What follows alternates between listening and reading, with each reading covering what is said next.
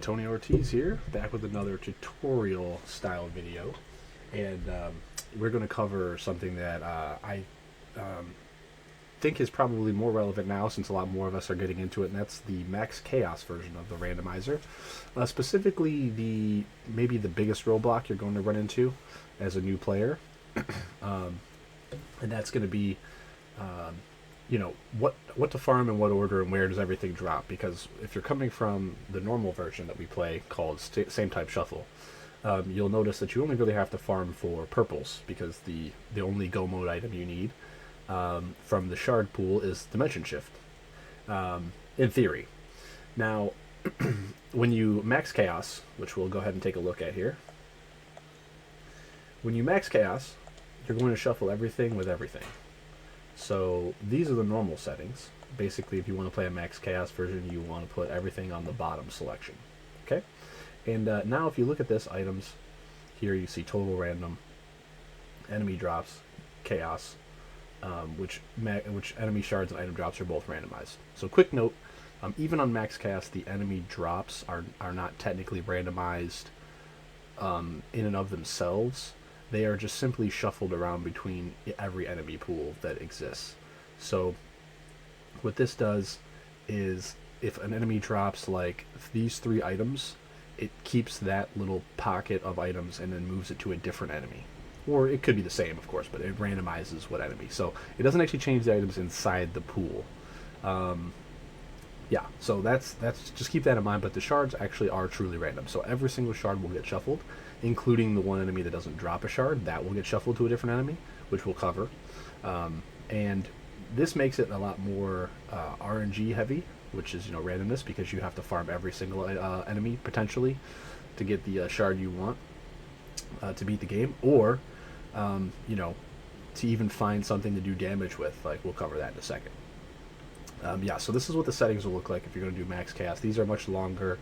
Before we go any further, let me cover a couple of caveats that I think I covered in a previous tutorial video already, but we'll just say them again.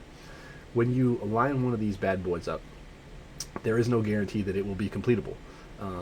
As of patch 1.4, there is a percentage chance, depending on how much randomization you add into your randomizer, that the items that you need, or the one item and the one shard that you need, will be locked behind themselves and you just can't complete it. Or it may be locked behind crafting, depending on how you modify the crafting, and the items you might need to get to crafting that are not available in the game.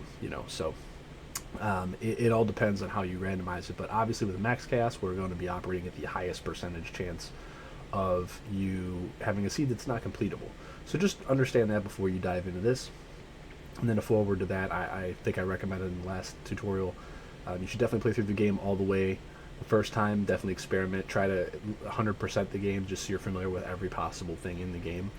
Enemy types, weapons, gear, shards, strategies, areas, all that, before you even try to do any randomizer. And then once you are ready to do some randomizers, I would strongly recommend using the same type shuffle settings that are described in the previous tutorial. So once you're ready for this, there are quite a few hurdles that you're going to want to get over. But I think the biggest one is understanding when you need that dimension shift to go and beat the game. Where do I get it? What enemies am I farming? Well, it's all of them. But maybe also, where's the best place to farm them? What's the most efficient way to farm them? How do I use my resources to find the shard that I need? So that's what we're going to go over today. So I'm going to go back out here, and I'm going to just open up my 100% file that is normal, because this has everything, and it has a nice little list of all the enemies you encounter. Now, when you scroll down the archives menu here, and you click on demons, you will see everything in the game in this list. Now, you have to encounter it first before it shows up, and you do have to defeat the enemy, before you start to get information on it. You'll notice here in the bottom right corner there, where it says the shard flame cannon, that will be a question if you've defeated the enemy but it has not dropped its shard yet. You can also see the little shard symbol next to each name, which shows you what color that shard is, so what category it's in. Or if it's a familiar, it'll have a little icon of that actual familiar. And you can see the dull hammerhead here. But you can also scroll down And then we'll eventually get down to some of these enemies that don't have a drop, like I was mentioning before. So the giant mort enemy here doesn't have a shard drop, but this is still an entry of data, so it gets shuffled to a different enemy, which is something you'll want to pay attention to when you're, farming. There are some shared shards. You can see here, giant boar here. He also drops familiar boar, but I think the regular boar enemy also drops that. This comes into play with a lot of the giant enemies, so the giant toad has the same drop as toad, so that you don't have to farm some of them. But there are some like little exceptions to that. So you see the silver wolfman here. This is only in the Den of Behemoths, but the silver wolfman is actually a unique enemy. It does not drop the same shard as the regular wolfman. You can see Beast Guardian and Feral Claws, two different drops. So, and then as you get down here, you'll see the bosses. Some of them have guaranteed drops, some of them do not. You can see this. We'll pop this on. Drop rate 100%. You can see that there. Drop rate 100%. But then when you scroll down to a boss that doesn't have 100% drop rate, like Master Carpenter, you can see his drop rate is actually 15%. So yeah, there's an ultimate boss that you have to farm, potentially, to get your shard drop rate. This is actually not that bad compared to the 8-bit Overlord, who only has a 4% drop rate for his shard. So there are going to be seeds where, see, you can see I got lucky in this one where I only had to kill him 5 times to get a drop. That's pretty lucky. There's going to be seeds that you're going to run into, especially when you're starting to practice playing on your own, that I would strongly recommend you do not try to ruin your experience with. And that would be like if you farmed everything but this guy, and you kill him 20 times and he doesn't drop. I think that that's a fair place to, just give it up. If you kill these bosses like 5 or 6 times, 7, 8, 9 times, and they still haven't dropped their shard, that's probably a good point. I would, in terms of strategy, always leave these for last, just because of how long they take to kill. Maybe not Revenant because he's easier to kill, but like Carpenter and Overlord, Overlord you have to even go through the whole stage of the 8-bit section to get to, which is rough. But there's definitely strategy, so I would definitely leave these guys to last. I wouldn't gamble on them, unless you have really good equipment and so on. But we'll cover all that kind of like as we go. And yeah, so let's head back up to here, and we'll go ahead and real quick we'll just go to the section of the game where you start.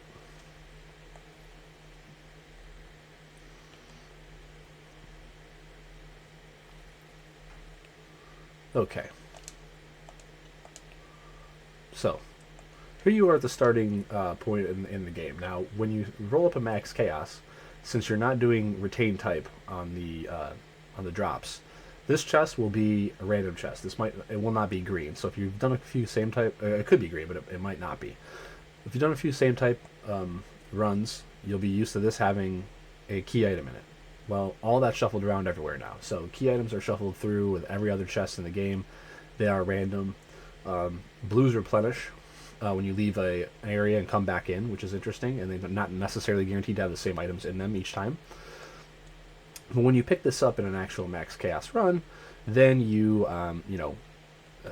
would normally be expecting a key item here, which could be like a Zagetsuto, which is a great weapon to start with, and so on. But even then, when you come all the way down to this area and you jump up through here, this could be a completely different random chest. Like this is, again, it's not going to be necessarily a brown chest. It could be green, it could be blue, it could be red, but it will be, or it could be a stat increase. And there's many chests in the game with stat increases in them, because those stat increase locations are also shuffled, and every item sitting on the ground, like a potion or a food that's in a breakable wall, those are also shuffled all together. And there's no guarantee that there's an 100% amount that's the same as a regular playthrough, or there could be more, there could be less. Some things just might not be in the seed at all, which is where you're really going hard with the Max Chaos stuff. So one thing you want to be prepared for, and you probably want to practice before you even jump into this as well, in addition to your regular stuff, is combat without a weapon. Because there's no guarantee, as I just mentioned, that every chest in the boat that you'll have access to when you start might not have any weapons in it. So really what you're going to want to do is practice combat with a weapon, and you're also going to probably want to familiarize yourself with a lot of red and purple shards that you probably wouldn't ever even touch in a regular set of flags. because this is going to be the only way you can get off the ship if you don't find a waystone. You do have to kill the boss at the end. Okay, so, and there's lots of weird summons that you might want to play around with. Get familiar with their MP cost. You know, get familiar with how they work. You know, some of them are really good. Some of them multi-hit. You may have never even touched any of these before, but they'll be useful in killing the boss at the end of the boat. So you really want to get used to practicing with all these different types of shards and all that. Another thing you might want to get familiar with is what enemies in this area's health are. So again, you can head down to this with your 100% playthrough, and at the top we have all these guys. And you can see that the Sema has 16 HP. You know, if you kill enough of them, you'll get that entry. And Alo has 20. So your normal attack with your ninja kick here is going to do no damage. Let me also unequip my familiar. So like I've got a bunch of other gear on, so I can kill this with one kick. But you can see, even though my character is level 54 and it has a bunch of other equipment on, I'm doing, you know, 16 damage with my foot. So if I removed all this stuff,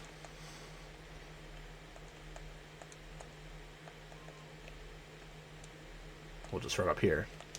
You can still see I still only do 14 damage with being level 54. So at level 1 or 2 or 3, you're going to do 1 damage. So a lot of these enemies are not worth fighting. You'll want to, you know, basically come back later and farm them later. So one of the first things you're going to get used to is not only what enemies are where, you know, when, how to farm them efficiently, but also when. You know, when's a good time to go and go back and like, can I kill all these? Do I have like a shard or a weapon that's going to let me kill all these quickly? Do I have a bunch of extra luck, so I'm going to get better drop rates or whatever? You know, those are all things that are going to come into play and, you know, inform the decisions that you make, you know, later on in the game. We'll leave our weapon off, though. But yeah, so the first thing you're going to want to do is get used to, you know, fighting without a weapon. So when you come up here, even without accelerator, you can jump up to this platform here. You can run or backdash, and you want to position yourself kind of at the tip of this mast, and you can make this jump even from all the way back. You just have to make sure you time it properly. And then this is a good spot to check that you wouldn't normally check probably in most runs, because even though this is normally a green chest, you know, it's an armor chest, so it typically is not going to have great stuff in it.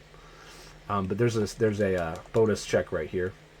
And in the beginning on the ship, again, you're going to be looking for MP ups. You're going to be looking for accessories that can change fundamental properties of what you're doing, like the backdash and sliding accessory are really good to find early because that takes a bunch of, you know, time off of your run. And you're just looking for the volume of checks. You want to check everything because anything can be anywhere. So, you know, if you find a key item here, it's going to be awesome to find and not have to come back here later. So this is a really good spot to check in the beginning on your run. Also, you're going to want to come over here and make sure you just damage boost through this guy and get this chest as well. Now, if you see blue chests, you can usually skip those, or even reds, because that's guaranteed money. The blue chests often, especially earlier, are going to be nice to pick up because they're going to have food items in them. They might have craftables in them. They could have all sorts of stuff. And you're definitely going to want to pick up every green and brown you see, because that could be a stat up, a waystone, you know, potions, stuff like that. So now when you come down here, if you found a weapon, I would go this way, actually. And, you know, maybe I could skip this if you found a weapon already, but typically you're going to want to come and grab this, which you normally would always pass up in a regular run. And then you're going to have randomized save and warp rooms. So you're going to want to basically check every save and warp room that you possibly can, because it could be a warp room and it can make your, you know, your traveling and everything way easier as you go through the game. So backtracking is going to be way easier if you find a bunch of warp rooms. So check every save room because it could be a warp room in addition to every warp room. Then you're going to pretty much follow like the same sort of normal path you would. Check these here, break this wall, check these over here. There's an item laying on the ground. And again, if you find a weapon and you can do some reliable damage, definitely just keep killing enemies on your way, because you want to have every chance you possibly can at getting a shard drop from them. Now, that cannon mort, if you have no weapon, what you're going to want to do is just jump right on top of them, You can see here there's absolutely nothing he can do. And you're going to ask, well, how do I kill him because my kick doesn't hit? You simply crouch. And you crouch kick him as many times until he dies. He's going to guarantee you a shard drop every time. Only this time with complete random on, it could be a yellow, a red, you know, green. It could be anything. So, but you want to take that guaranteed shard drop for sure. And then you're basically just going to follow the normal, as you can see, a blue chest respawn right there. You want to follow the name route, break this wall, get these chests, and so on. Now, here's a tricky one. This room is a little tricky. So you're going to want to get your chest over here as normal. If you don't have a weapon to kick these guys in the face, do some damage, since you can't jump up on the top of the third one because it's too tall without any kind of movement ability, you won't be able to do the normal little slide jump over onto this. And there are some chests over here on this side. So I'd recommend for everybody new, even if you have good drops, just do the normal jumping path. You can jump up on top of this from flat. You can jump up here. You don't even have to kill these guys. Just jump over to this side, pick up your chest here, pick up your chest here, and then do your normal, you know, jump over here. Slide jump over this way. Pick up this chest. Check this room again, because it could be a warp. Check your chest over here. You're going to get some more chests. Come on down the normal way. I'm just going to kill this guy for demonstration purposes, but you're probably going to have to damage boost or jump past this guy because you won't have necessarily the right items to equip here. Now, if you luckily found the right shard, if you found, you know, I think Reflector Ray can get up here if you do jump storage, but that's something I don't want to bother you with at the moment. But if you have high jump, double jump's not enough. If you have high jump or something that can get you up here, you know, there's a chest and a breakable wall up here, but you're probably going to have to come back for these. All right. This guy, the ghost enemy right here, definitely kill him because he's in a lot less split places and a lot more inconvenient places to farm without different stuff. So if you have a weapon that deals enough damage, definitely kill the ghost. Without a beam type weapon, he's very difficult to kill or farm in a room quickly. So if you can get a lucky drop off that enemy, that's huge. All right, you'll have a little cutscene there where some guys jump out. You'll want to jump up here, break this wall, of course. Get this chest over there. Get this chest right here. And if you have a weapon, I would strongly recommend popping these Della Hammers again because you get, you know, again, the chance for the shard. If you have any kind of fire shard, you definitely want to use it on this little cannon and blow this hole in the wall, which lets you, you know, teleport effectively right around here through this wall and not have to go all the way back around. Now, if you have a bunch of teleport rooms in here, then, you know, it is what it is. But, you know, definitely, if you have any kind of fire shard, use it there and open that shortcut for later. Or save a fire shard so that you can open that shortcut when you have to come back, you know, if you don't have green rooms to teleport to. We didn't go through the room that's up above, right where you start, but again, you'll need like a high jump, double jump type thing to get up there, or invert. But there are some item checks up there, so you will want to come back and finish the boat off later. So here you do the normal box thing, open this chest on the side, and then over here on the left is a chest we usually skip. You want to grab this. And then, unfortunately, without some kind of speed boost or movement skill, this jump is too far. You can't actually make that no matter what you do. You're going to need double jump, you're going to need invert, you'll need high jump, accelerator will do it. You may be able to get across with a dash weapon. Let me test that real quick, actually. Let me see, I have Graham somewhere, right? Yeah. Yeah, so Graham will get you across. I believe the spear probably does too. Do I have one?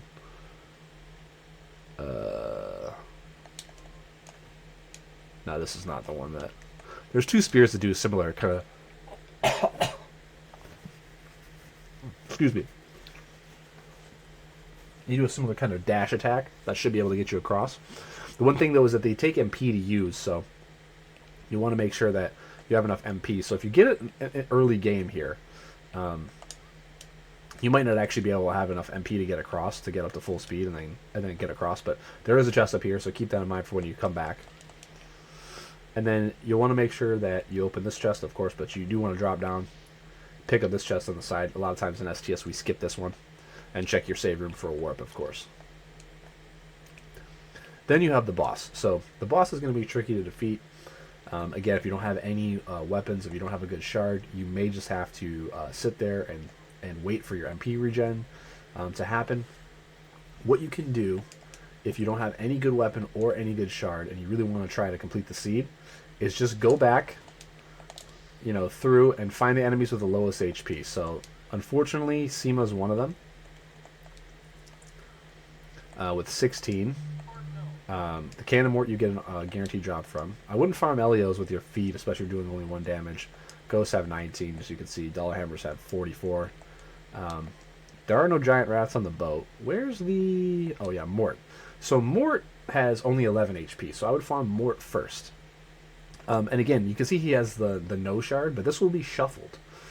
So if farm him first, then move to this next. You'll just want to go back to those rooms, exit the room, re-enter the room to respawn the enemies, kill them again, try to find a shard that's decent, that could deal some damage, and then once you have a shard that's decent, you may just have to fight this boss by evading everything, using your shard, maybe getting a couple kicks in for 1 damage here and there, and then you'll just have a longer fight. Alternatively, if you find a waystone, you could always waste from the boat, skip this boss, and go right to town. So that's an option as well if you find that. But I would just go in that order sequentially of trying to find a weapon, open every chest you can. You don't want to be doing that anyway. Even after you've found Zangetsu Toll, which you technically don't need to open chests anymore, I would still open every green chest you see and check every item, breakable wall, and every item that's laying on the ground, because you could always find Jibo's glasses or something. You really don't want to start skipping stuff until you have, the Zangetsu Toll sword, which you need to beat the game, glasses, of course, and even then, if something's on your way, it doesn't take that long to open stuff up. I would always look for optimized gear as you go, make your end game fight a little bit easier. Especially because, again, it's a randomizer, so you're going to be taking your end game fight quite under-leveled, more than likely. Alright. And so then we're just going to run through this little section here. This chest, of course, will be available.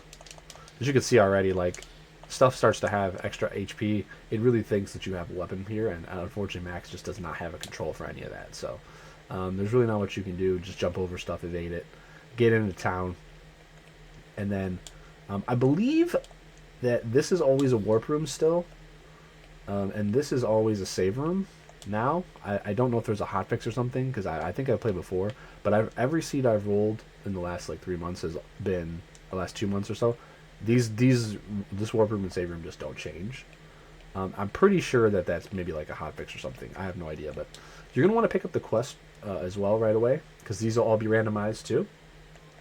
And you're going to want to make sure that if that's a good reward, you go back and do your kills on the Morts. Again, you can just kind of farm them right there. You might even, if you're strapped for good gear, you might want to go do that and farm anyway, and then so you can unlock the next set and see if there's a good weapon or something available here. You can always check the shops, see if there's a good weapon available for crafting.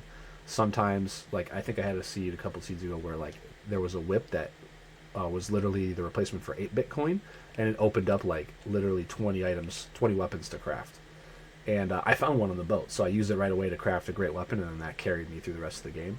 I was also able to buy whips in the shop. So whip was an item in the shop, a regular shop over here, and then I was able to create 4 different extra items, right? So, you definitely want to check out what's going on, sell all the stuff you don't need.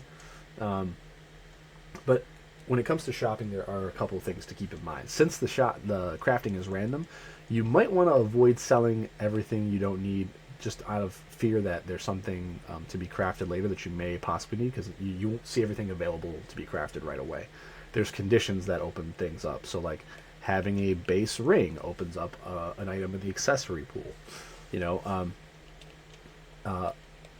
So you might want to only sell stuff you have multiples of, or be careful. You want to buy, if you have some money from chests, you want to buy there'll be random items here. Often you won't find waystones, but you will find random food items, which are really good. They give you stat boosts when you eat them for the first time. So what you'll want to do is, if you have some extra money, is buy some food, and then you can strategically eat them without even needing the health. If there's something like intelligence for more damage on your shards, strength for more damage on your melee, luck for more better for drops. You could do like there's even some that have like extra MP gain. So like, if you eat this, you'll have extra MP regen. This can help you a lot if you don't have very good combat stuff yet. And yeah, from there, you pretty much just play through the game as normal. You use your skills, your wits, and all that to go and beat the game. So that's kind of like basically the intro of it. And hopefully from here you'll be able to find some offense. Once you get to this point, once you get past that boss, though, you can pretty much skip everything combat-wise outside of boss fights and just try to find stuff out of chests, and hopefully eventually you'll find a weapon. So the reason I wanted to go over this bit because a lot of people will not get a weapon on the ship and be like, oh, what do I do? There are ways around it. I'll roll up a seed when we're done with the tutorial here, and we'll kind of like show you what you can do. Even if I find a weapon, I won't use it. Kind of show you what could happen for you.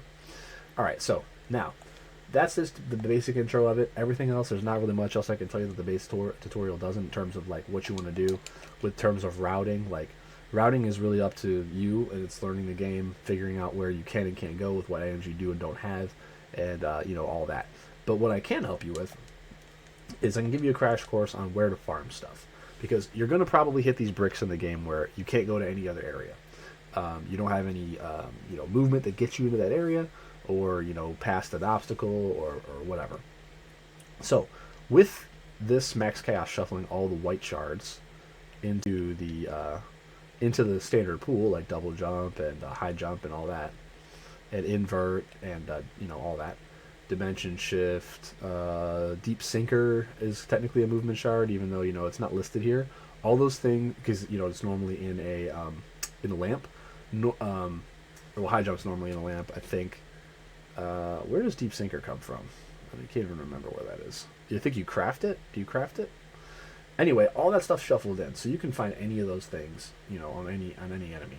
There should only be its own instance. You won't get any overlap. Like, tornado slicer won't be on 3 different enemies. It will just get moved around, shuffled, effectively, right? So, what can we do now when we're out of options on places we can go? We can't go anywhere else. Well, we can farm enemies and try to find white shards or purple shards that will get us through certain areas. Reflect array, dimension shift, invert, double jump, high jump, all that. Deep sinker, aqua stream, to get you through the water. So, which enemies are where and all that. They kind of have them grouped by sections. So the first few enemies here are grouped by the Aaronville and boat. Then the next section is grouped by, the beginning part of the castle here. They're kind of grouped in order of the way the game intends you to go through, right? So they're grouped by sections. But what you can do is you can kind of open this up. You can get familiar with this, and then from there decide where to go. And what you're going to do on deciding where to go is usually going to be based on how much damage can you deal, what kind of movement do you have, what kind of movement options do you have while you're there, and how to get there. So if there's no green teleporting room to get there, is it too far away? Can I do other things on the way to that are a little bit less good, but maybe like when I get there, I get, there's a higher density of stuff to do. All sorts of things like that. And where to farm each particular enemy in each particular area, because if you're trying to race or get a good time, if you're just casual, it's fine. You can play, at your own leisure, and if you want to run into a room and then run out of a room that's really long over and over to kill something, sure. But if you have like certain shards that have long range, if you have, certain movement abilities like accelerator, is there a room that's better or worse, for each enemy? So on the ship there, the SEMA, there's a couple different places you can farm them. Again, it depends on like where you are going to. It depends on what you have, of course. But let's just run over here and let's check out the options.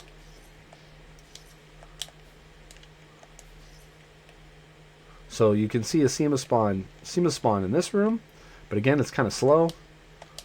So this is kind of slow. That's an option. You can also see there's an Elio here. So that's an option to farm here, but not that great. There's a Dulla here, but there's a better place for Dulla. take you through here. So, this looks okay to farm Dulla, right, if you have this wall broken. But actually the best place for Dulla is right up here, because he's right next to a door right here. So, out the door, in, hit him a few times, run back out. This also is a pretty good spot for Elo, because Elo up here you can see is just floating. And the Seema spawns right here. So this is generally where I farm everything on the boat. As I mentioned, ghosts. You can do a little bit better with, if you just need Seema over here to this side, isn't a bad spot. This is a little bit longer of a run, but if you have like a shard that does a beam, that's not too bad. Or if you have like a shard that throws something like this, that's a little bit less MP, you can try that. Also, you know, depends on if you have infinite MP or not. That's another big one. Like if you have infinite MP, I can throw spears from here, right? I can do this. I can literally throw spears like this if I have infinite MP. Red shards are usually more MP, you know, and then purple shards, a lot of them are per second. But what's good about some of these, like Void Ray, like Tisra Cyan, is that if you tap and let go, you only use the percentage of MP per second that you had actually holding the attack. And since this is X HP per second, and there's 60 frames in a second, if you're only holding this for 3 frames and let go, you only get charged 3 out of, you know, 60, whatever that cost was. So you can see here, if I do a quick tap, I don't even pay MP. Or well, hold on, I'm sorry. That's because I have glasses on. All right. Because see, I only paid 2 MP for that, right? For that Tisra Cyan attack, and I was able to kill this. So Tisra Cyan and Void Ray are huge when it comes to farming. You know, definitely seek those out because they're kind of unique in that way. They're the beam shards. You can see that it takes a ton of MP if you just hold it down, but you can use them to farm very, very accurately, and so on if you have them. So if you have something that lets you farm Seema and you know, this is actually a better spot here because he's spawned already in the room. Even if you have, you know, like a good melee weapon, right? Maybe you have a good melee weapon. Let's say like Graham or something. If you have a decent melee weapon, this and then backdashing out is oftentimes faster than killing, you know, that guy in front of him up there in the other room. So like normally if I was going to farm a Seema here, I'd have to run up, kill the Duller Hammer, spawn this guy, wait for him to be in range and hittable, and then attack him. So as you can kind of see right there, running in and out of the room even with backdashing, or if you have like, you know, a Strider belt or something, it could be faster to go ahead and farm there. So that pretty much covers the boat. Like I said, there's way better spots to farm Ghost. I would not farm Ghost on the boat. So we'll just run forward into the next area. This is a good spot for Bone Mort. There's a few good spots for Bone Mort, actually.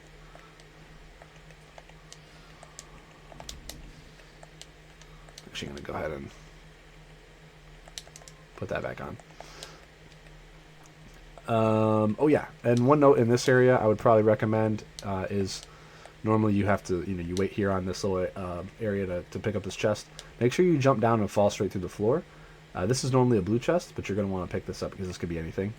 And then you can always jump back up here, attack this little plank so this is open for when you come back, and you know, grab this chest down here. Elio you can kind of farm anywhere. Like if you have a beam weapon, you can just do this, you know. If you have a melee, you have to run up and jump and all that. Oh, and also keep in mind there's some hidden spots for items. There's one up here, as you can see. I don't even have this, right? So that's an item could be there. On the boat, in that first big room you go through, there's a little similar spot like this in the top corner, the top left corner here. But again, I'm going to go ahead and leave you to figure out where all the chests and breakable walls are and everything. You can use documentation to get a much better idea of how that's going to go. Now, if you need to farm the giant rat, I would probably say there's a couple spots you can do it. You can do it down here, or you can do it on the other side of the little screen in between the boat and Erentville. So you can do this. If you have a beam, this is faster. So again, or if you have any kind of like, if you're decent with your backdashing and you only need the rat, you don't need like, if you don't need bone mort or the regular mort, as you can see right here, the rat's back there as well. But if you have to kill these two to get to them, and you only need the giant rat farm, you know, with a beam it's fine because you know you can just shoot right through. So either this spot or the other spot if you have a beam. But if you only have like a melee weapon, it might be actually better, depending on your skill level, to go and farm it underneath the floor. That one's kind of like either way. There's not really a wrong answer for that one. So we'll just progress forward here. Bats, I think I would not farm in that area. You're going to want to farm bats in the next area. There's actually a few different options for farming bats. You know, if you have, you know, anything movement-wise, this is not a bad area to farm bats.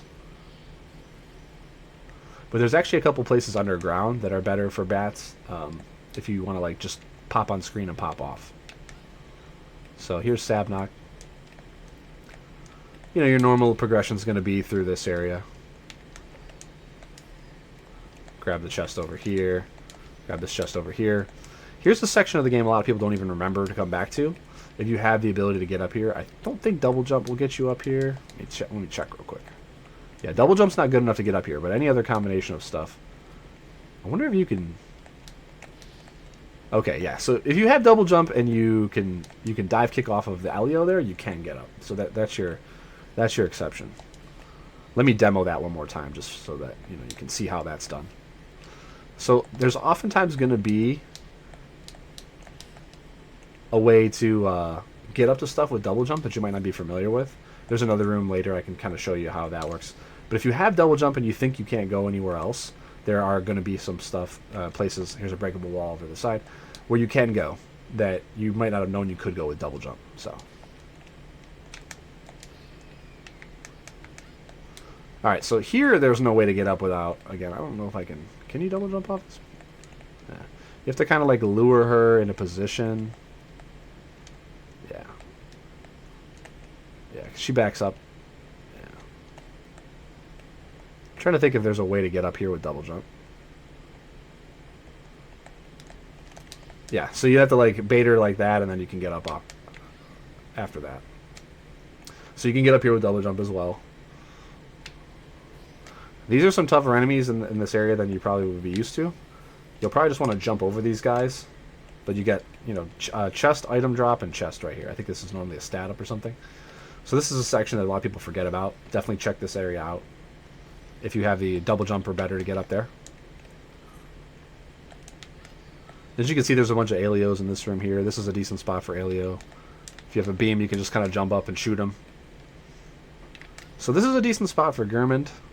There's also another one coming up in the same section.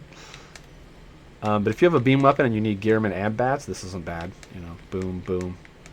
Shoot the bats. You can shoot 2 bats. But if you have a melee weapon, you can like kill these 4 or 5 bats. You can also kill a ghost here. I actually like this room a lot. I think it's underutilized. So you can kill this guy, kill the bats, and then you can kill the ghost, right? You can even kill a mort if you don't have him, and then you can reset. It's a bit long of a backdashing room, but typically you're going to farm...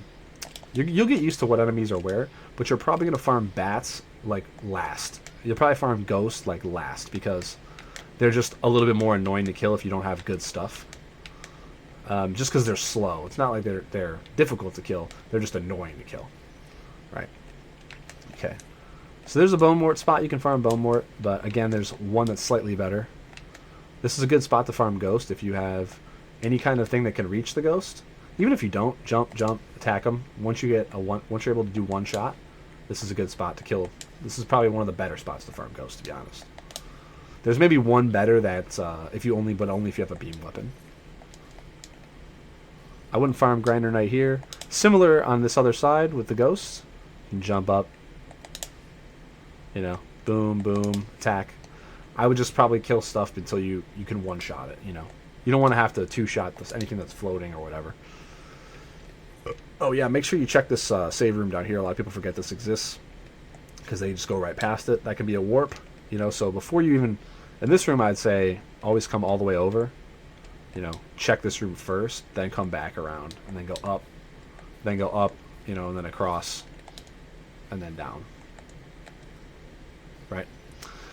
All right. This is one of the better places to farm bone wart. This one or this one. These are both really quick. Couple backdashes, couple slides will get you down into here. I wouldn't farm Grim in here because he's too far away from doors. Go this way. This is a good place for side knock as well. It's kind of a similar distance, but you know, again, he's kind of, you have to beam him, but you know, that's where you probably want to farm him. In this room, we have Moko Weeds, we have Plume Parma, we have Barbados, and I would not farm anything in this room. It's too long. You know, like, if you have a beam weapon and infinite mana, whatever, you can farm stuff in whatever area, but again, there's better places. Toad. Toad is an interesting one. I often will come into this room, I'll kill all the toads down here just to see if I can get lucky. Toad has a really low drop percentage. Plus, you're going to kill all these other enemies as well, see if you can get drops off of them. But I usually do it once, and then I abandon it. I orphan Toad all the time. It's one of the lowest drop rates in the game. There's a breakable wall right here if you can get up here. This room, again, it's kind of a bait. Like, it has Moko Weeds, it has Plume Parmas, and all that. If you need Plume Parma and Toad, you can kind of do a combination of Toad, Toad, Toad, Plume Parma, Toad, and then climb back up, reset the room, and come back down. But if you can get over to the other side of this room, okay, if you can get over to this side, like if you have craft work or any of the movement that gets you over, the best room possible to farm those enemies in is over here. This is the best room in the game for Toad and Plume Parma, because you're right here by a door, there's one of each. Even if you don't have, you know, movement. Even if you don't have movement.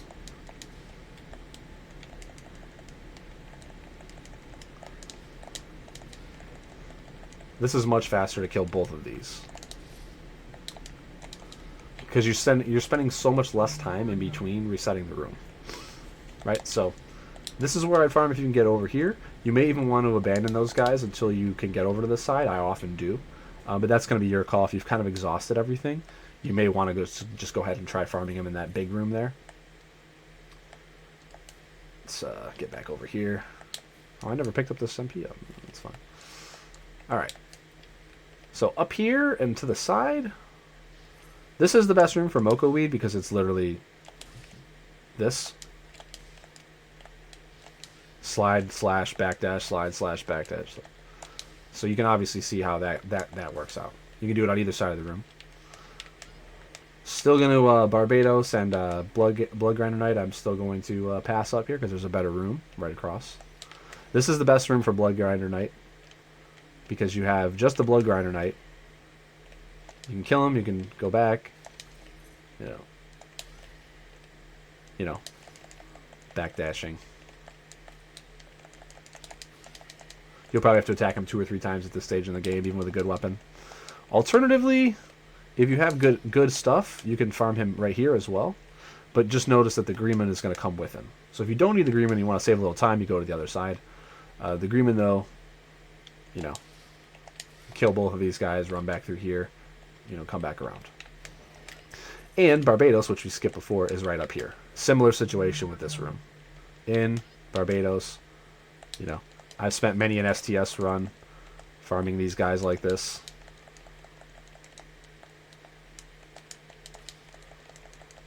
And that's pretty much covers everything in the first part of the castle. You either now have to have the movement to go right, like I just showed you, or you've got to beat Zangetsu 12. So how to beat Zangetsu 12, there's lots of options. You can just smash him with your melee over and over again. He doesn't have too much HP. You just have to learn his patterns. Poison does a really good job of helping damage him quickly. So if you have any of the poison stuff, so there's a couple poison purples. You know, there's Acid Jet and Venom Mist. Those both work. For reds, I believe you have Summon Insect, which I don't have right now. Toxic Storm. And then I think there's one more. Does tentacle? No, there might be one more. I can't remember if there's one more or not. I think there's like a... Yeah, I think there's one more poison attack that I just don't have the shard, but yeah, that'll help you. It'll get you into the next area here. And this is another place where you can farm ghosts. So like, as you can see, if you have a beam weapon, farming ghost here is just as good as... And actually it's better because this is on the screen. You don't have to walk to the right in that long room. So if you have a beam, that's really good. There's also another ghost down here. So if you come into this room, breakable wall over there, but you have a ghost right here you can farm. Again, a little bit more difficult if you don't have, an offensive shard, but he does usually kind of just stays in place there and lets you get him. And again, you can skip all these until you have some better movement accessories. You have a strider belt, a moon belt, stuff like that. Don't forget there's an item over here as well. And there's a chest up here that a lot of people skip. Don't forget that. And then this room has a Sabnock in it, but again, it's kind of in the middle and it's between enemies. You might already have the BGK drop here. So I'd probably stick to those two previous rooms for Sabnock. Don't forget about this save room over here, of course.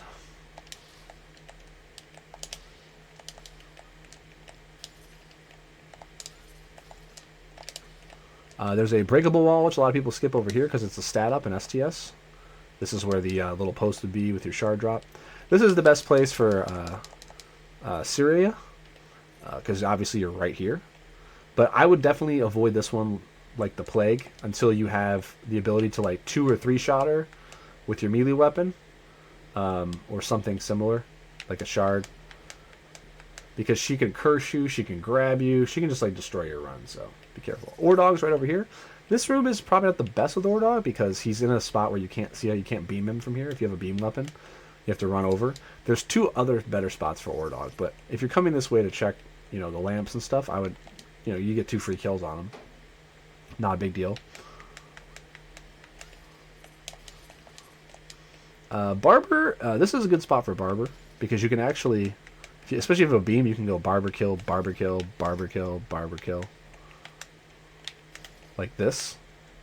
And always remember that if you kill something with a shard and you accidentally don't see what it is, because you transition the screen, you can always come in here to the archives and it will be lit up next to them and you'll be able to see what it was. So even if you didn't pick it up, you'll be able to see what it was, and if it's something you don't need, you can just move on.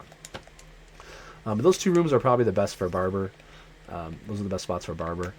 Boer, that's not a great spot for Boer. Oh, here's another demo of what you can do with double jump. Alright, so you can actually get up this room with just double jump. This is how you do it.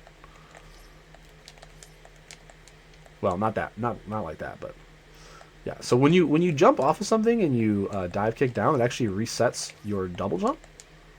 So you just have to make sure you get to that like lamp on the side there. That's probably the hardest jump in this sequence. You might have to do this a few times. But if I would probably skip this with double jump. I would try it once. If it works, great. If it doesn't, skip it. But you can come back later if you run out of places to go, and then try it again. And then boom, you're up. So there you go. So that's how you can get up here with just double jump. And you can go up from here and do all this. And get up. You can't get up there without double jump. There's 2 chests up there. Well, there's a chest and a item drop place up there. You can't get up there without double jump, with just double jump, but you can get up here, which is important. Because getting up here early is nice. There's stuff up here and all that. There's enemies to farm. This is a good spot for Lance Armor if you have a beam. Larage has better spots. You can also do like Lance Armor here if you have a beam. But let's go back down. Okay. So, this is a room where you can do Naiban. I would do from this side because you can see this is a shorter, like look how long this is compared to this side. So if you have Naiban and you need to, farm Naiban, you can do this. Stuff like that. That's a good spot. There's another room that's similar to that. Naiban, either one works. This is a decent room for Ordog. If you have a beam, you can hit Ordog from the door. If you don't have a beam, there is one spot that's better, and we'll cover it a little bit later. But chest over there, broken wall over here, room up there, of course. Also, killing demon in this room isn't bad. But if you have a beam, or if you have like any decent damaging shard, probably the next room we're gonna go to is better.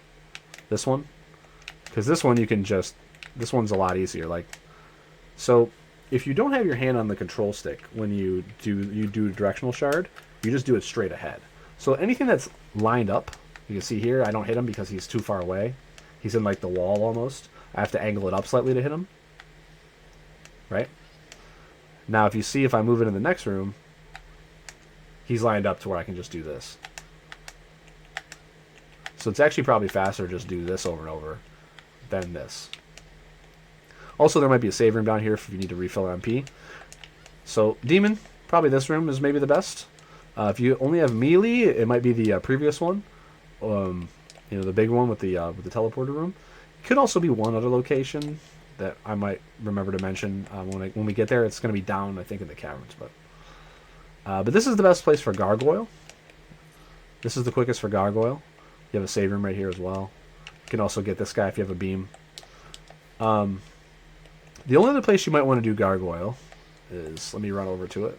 Actually, it's one other place you can do Gargoyle, depending on what you have open, is right here. This is another place you can do Gargoyle. If you're already over here, this is an easier beam shot than the one down below. But, you know, that's kind of preference. If you have melee, this is probably easier as well.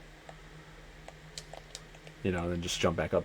But again, you have to be able to get up here, which if you don't have double jump or anything else like that, then, you know, whatever. If you have melee and you can't get up here, then doing the one in the room previously right by Craftwork, where I showed you, that's probably the best for that.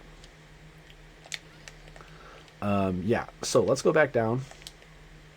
So now, this is where, after you do Craftwork and stuff, this is where a lot of runs will go to die, because you've exhausted all the places you can go without anything else.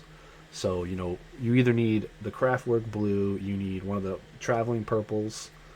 Even then, Reflector Ray I don't think gets you anywhere on its own. You need one of the movement white shards, you know, or, you know, whatever, from here to go anywhere else in the castle. Also, you can go down into the caverns if you have Aqua Stream or Deep Sinker. So now if you don't have any of those things, this is where you need to farm, and you kind of go through the rest of the stuff where I was describing, like where to go and all that. So from here, it kind of doesn't matter where we go. You can go back down this way.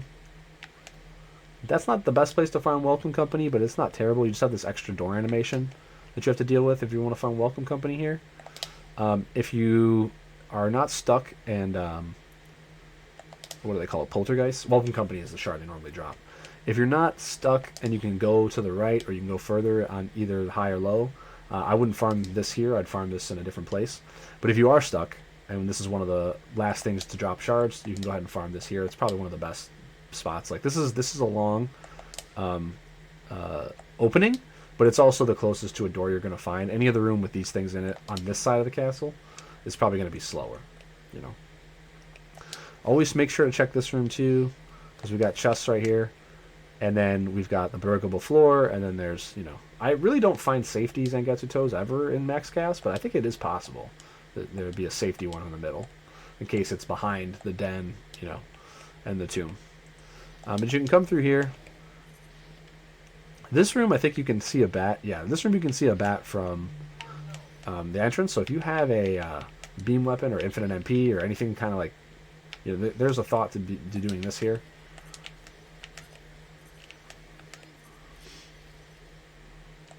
And you can see we're back around to where we started, right? So, I guess we'll just take the castle section by section from here.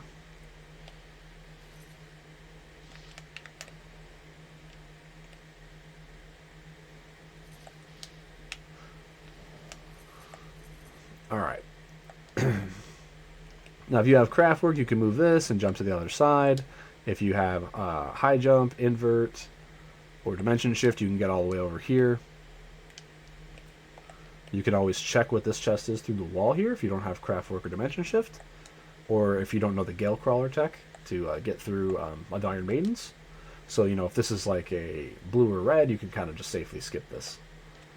Even if it's a brown, you can pretty much skip it. But I always like to open brown chests because often waystones are not available, and waystones can be in those. So, and I think once you find a brown chest with a waystone in it, it puts it into the blue pool.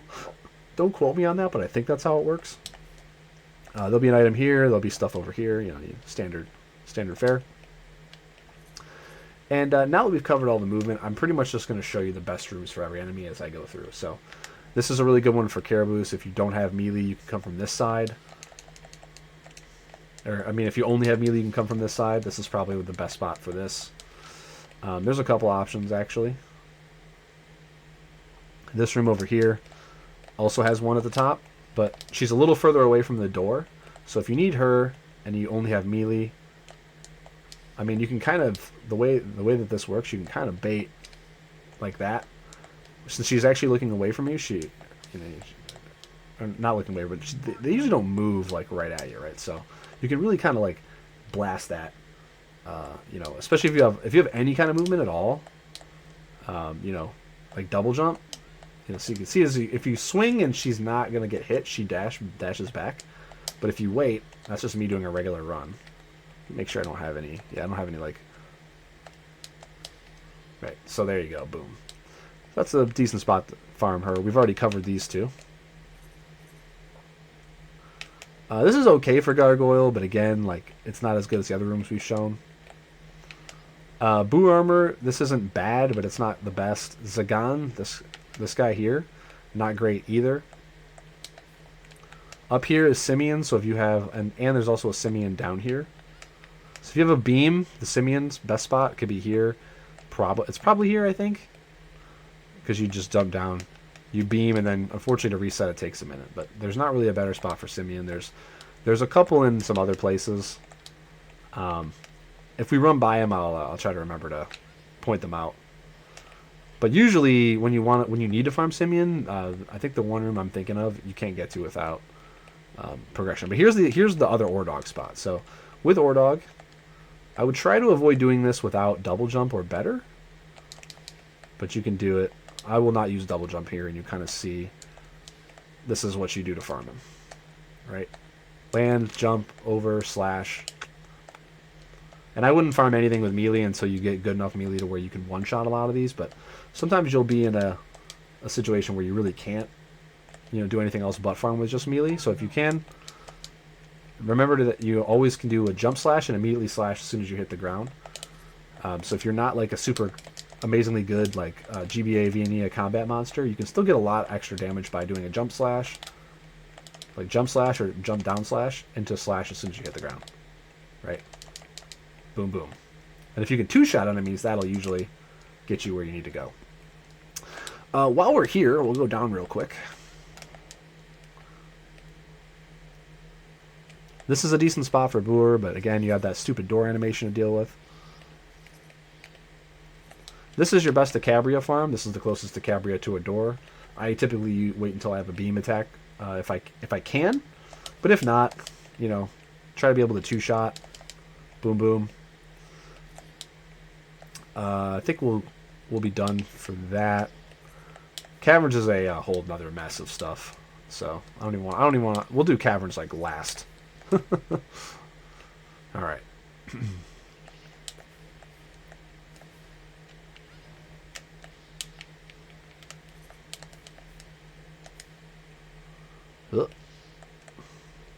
Okay. The Bezagan room is actually right here. He's right here by himself. You know, melee him and all that. Also, don't forget that even if you don't have your ID pass plate, you can still come into this first room here, and this will give you access to farming Lily, Carriage Mort, which is also in the library, and Puppy, which is also in some sections past this. But yeah, you can kill these three. This is a slow farm, but I mean, if you're out of options, it is there. You know, even if you don't have access to the next section, you can still go in there and farm those guys without it. All right. All right, in the tower and library here. This is probably the best for Wolfman. You'll see some people in STS sometimes fishing for a blue, and they'll farm him right here. You really can't get much better than this. Yeah, there just isn't a better farm spot for him than there. Boo Armor. I think this one isn't bad. So this is probably the best spot for boot armor. I'd probably wait until I have a beam. But if you have a beam, you can just come up here, run up to about right there, beam him, and then run back. You kind of see that right there. Okay. Now, Solano, you can farm in several rooms. They're all kind of similar. This isn't the best room, but if you can't get up to the second half of TTD, this works pretty well. Just run in, slash, run back out. Right. So, your Poltergeist, this is your best room here. You can kill 3 Poltergeists and reset the room in either direction. Whichever direction you want to set them in. You want to set it in. This is your best Poltergeist room here. Just because you can, even though it's a little further away than that one with the door I showed you, the animation for the door open is slow, and you can kill 3 of these, and if you can one-hit these, you can kill them very quickly. If you have a beam, it's even faster. And the only problem is you have to get close enough to them to actually activate them. You can see I can't do anything until they're actually animated. But then once they're animated, you know, boom, boom, boom, boom, boom. Before we go to the library, I'll just kind of show you the rest of this here. Poison Toad, there's better spots underground, so I would wait and save Poison Toad for underground. I'm going to show you one of the worst enemies in the game right now.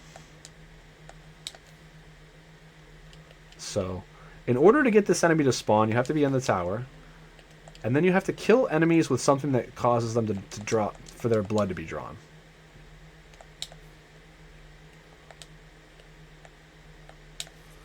Might take a few attempts to get this to work, but I would never farm anything actually in these tower sections.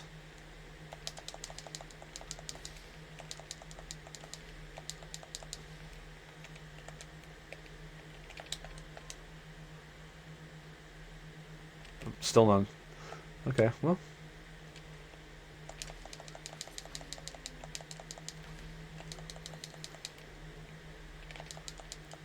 Okay, so you see that bug that's coming at me right now? This thing only spawns when there's blood on the screen, and only in these 2 tower rooms. This is called a scythe mite, and it unfortunately, you can I think spawn more of them off of each other with blood, but it's random. First of all, it's random,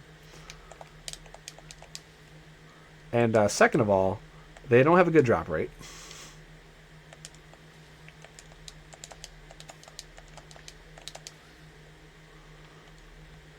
This is something I hope that gets patched, but hopefully it will automatically spawn one on every blood, maybe.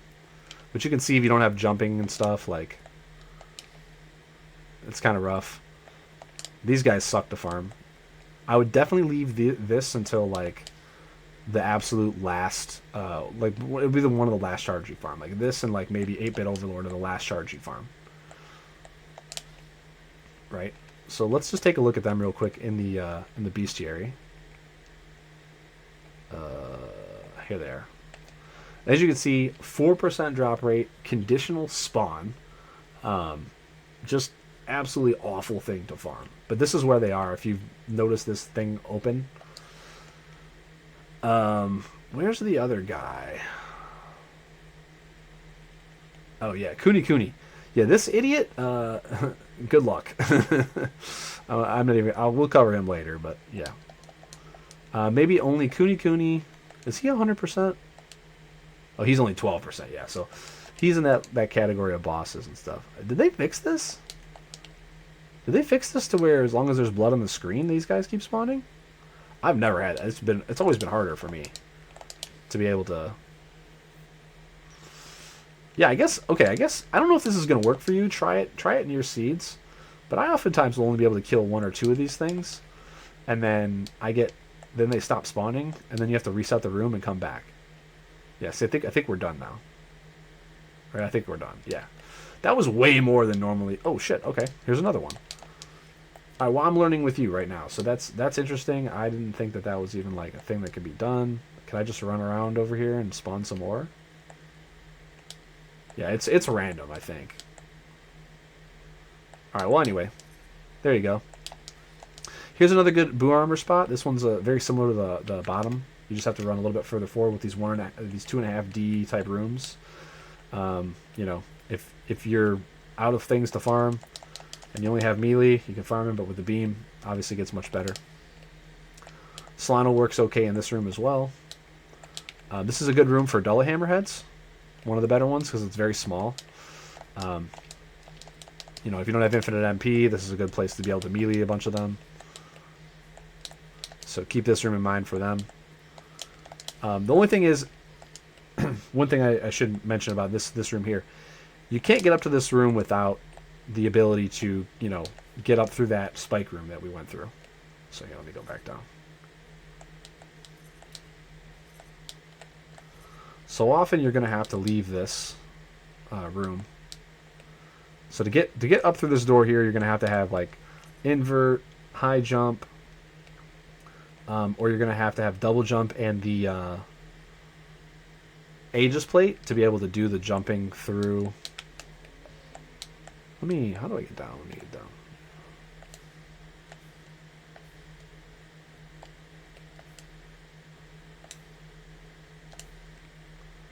Get back down. Let me just demo that real quick because it's worth knowing.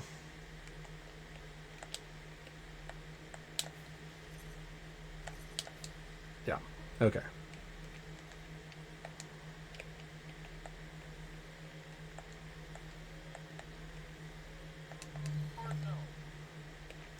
Oh, I've been poisoned this whole time?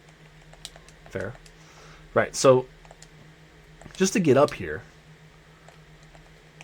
you can double jump off of the picture, or you can just double jump straight up. So you need double jump or better to get up. I don't know if reflector ray reaches. It probably does. You won't be able to get that chest over there, but you can come over to this side. This isn't a bad boo armor spot either. If you have like a beam, it's kind of your call. This works as well for boo armor. But you can kind of see here you have to double jump, but there's no real way to get through this without Aegis plate without getting absolutely wrecked. I mean, you can kind of like face the other way, but then you can see like you'll have to take a hit there, and you might die, right? And even if you get through here to this area, just doing this to make it faster, you still need double jump to get up to here, right? So you can double jump all over here, you can bump up this, and then double jump over here, and then, you know, and all that. So you still need double jump to get all the way up here. You can't get up here without it.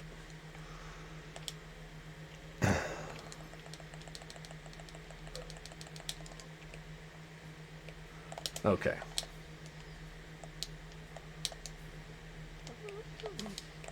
This room isn't terrible for a shield outsider if you have melee only. Depends on like what you're doing.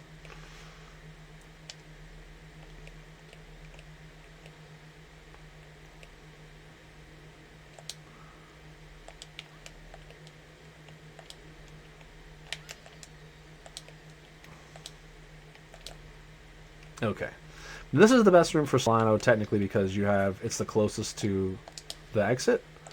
Also, if you have run speed or like beams, if you have like beams, you can do like this. You can kill 2 for 1 each room reset.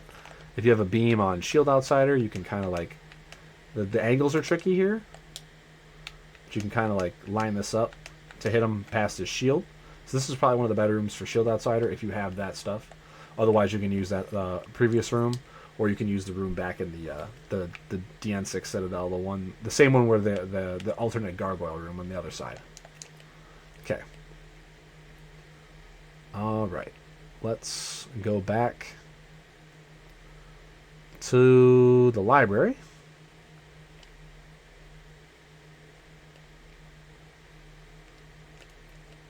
We'll do library. We'll do. Oh, actually, we can do this. We'll do library, then we'll do the hall. And then we can do the upper DCC.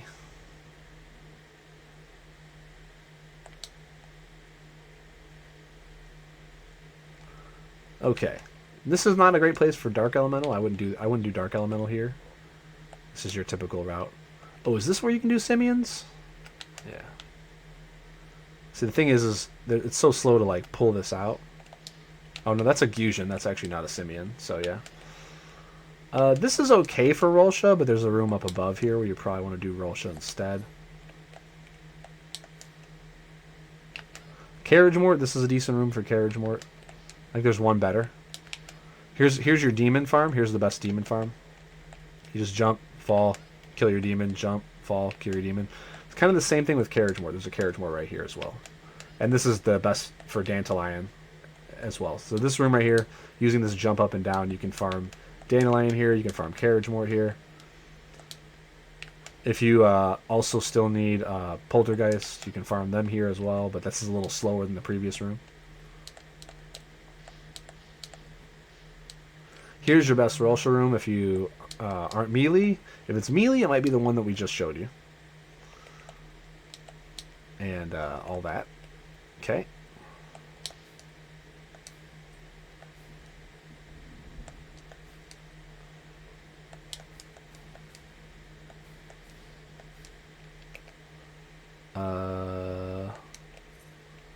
There's a room.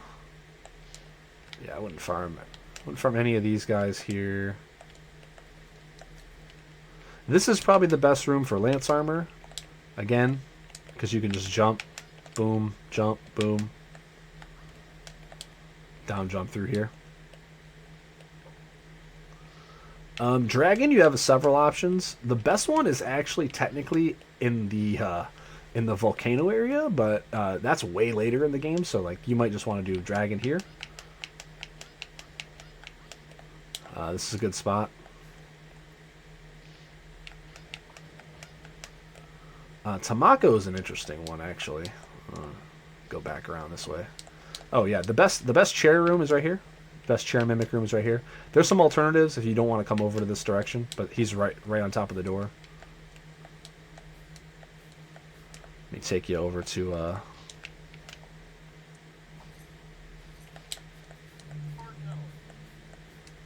this is one of the best rooms for mimic. So, you know, again, you have this side. You can even do the door over here. This is a great room for Dullahammer as well, especially if you have a beam. There's just infinitely spawning in this area. Another good room for Lance Armor. Another good room for Dragon. It's just sitting in the middle. If you want to do an alternative to Chair Mimic, this room works. It's not great. Larage is also decent from here, but there is a better room for Larage. If you have beams, Tamako Death, this is probably the best room for Tamako. Because again, you can just blast her. If you don't have beams, there's a better room down here. Let me go backtrack to it. Okay. This room right here is probably the best room in the game for Larage.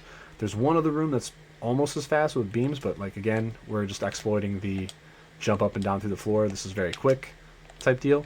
There's actually a Tamako Death right here, so you can actually do this, jump down if you have beams, fall, hit her twice, jump back up. Fall down, hit her twice, jump back up. If you only have melee, you kind of have to... I think her best room is actually... I think her best room is actually this way. It's from Bloodless. It's not... Yeah. Her best room is kind of hard to find. Where is it again? It's this weird treasure room. Oh yeah, there it is. I see it.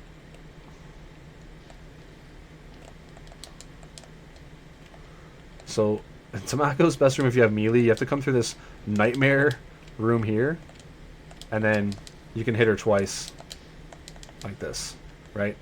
Not great, you know, not like a great place to farm. So I would really save her as one of your last as well. I'm just going to put the freaking Aegis plate back on. There we go. I don't have to deal with any of this now. Okay. Let's go into Hall.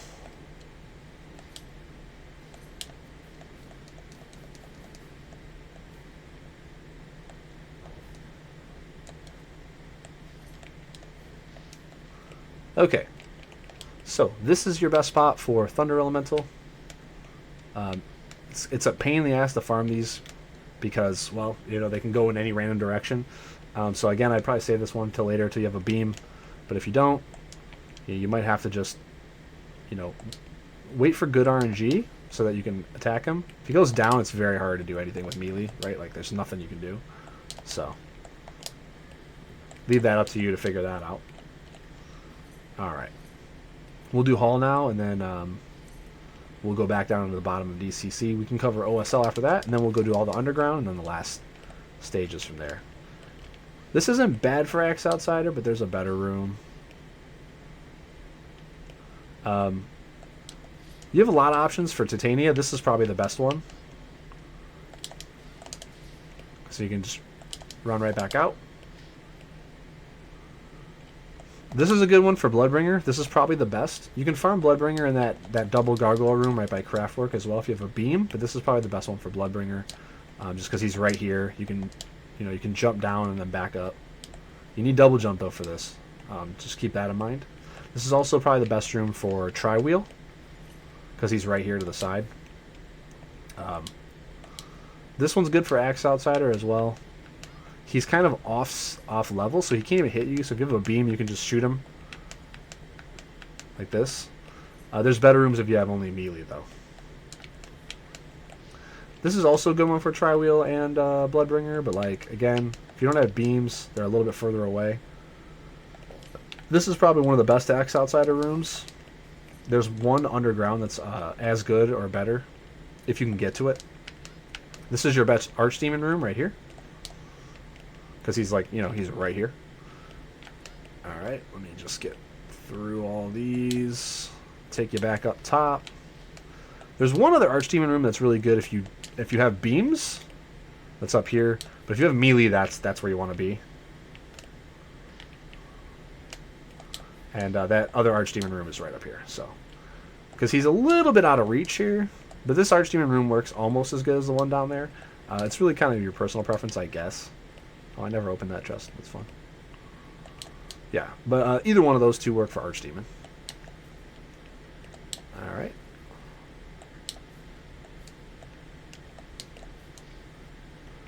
So, now we'll just briefly talk about Gamgin. This is probably the best room in the game for Gamgin. There's one more, but it's a little bit like this one. You have to, if you have double jump or better, this is probably the best because it's right here for melee. There's one more that's really good if you have beams, or if you have like a really strong. You can see he's got too much HP. I mean, we won't even talk about 8-bit, but you know, it is what it is. There's also a Bloodbringer in this room, so don't farm from the other direction. But yeah, there's one more Gamgam room that we'll talk about when we get to it. But yeah, that's that. That's pretty much DCC in a whole. So yeah, we gotta go down this way.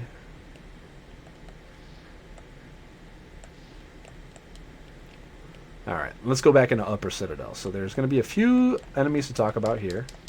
Again, Archdemon, this room sucks. You got the door opening and all that crap.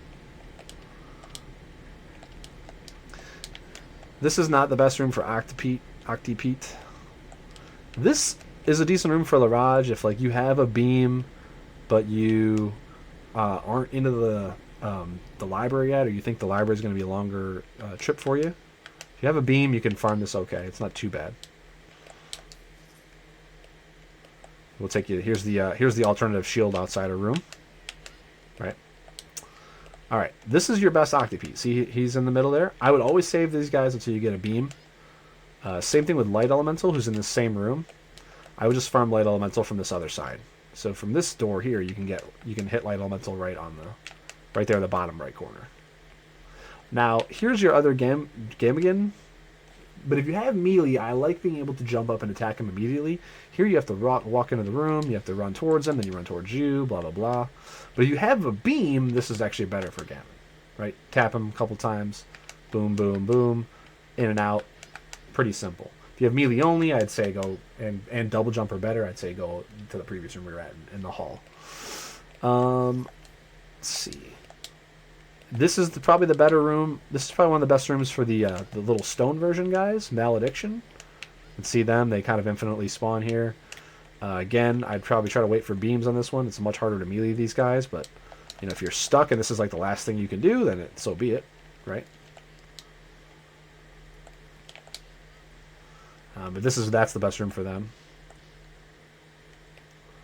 And I think that's every enemy that we've covered. Oh, this is also a good room for Octite as well. So Octipete, you know, if you it doesn't have great doors, but you know, if you don't have a beam, this is probably like the best you can do for melee, right? If you can two hit them, you run into this room, run back in, run, you know. Okay, and that's everything covered here. So we'll go around to, guess we'll go around to Oriental since it's right by here, and then we'll do the rest of the castle afterwards.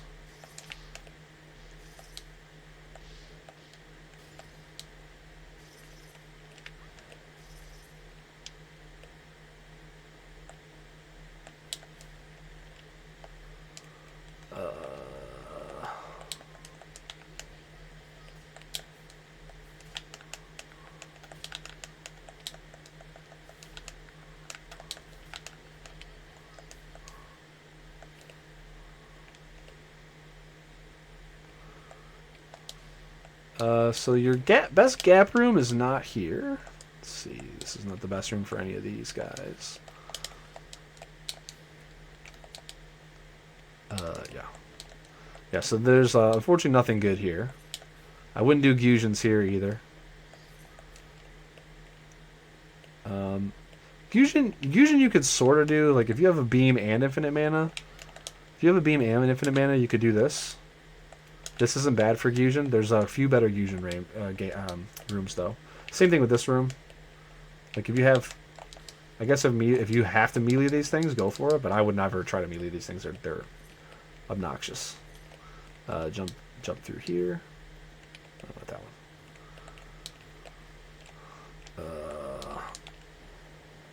Okay, the best room for Haganetti is over here. Because obviously it's just him in the room and then you leave. Oh, not that one. This one? Yeah. Alright.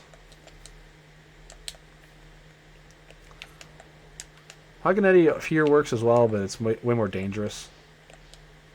Here's your best for gap, right here. Either this door or the door above. They're basically functionally the same.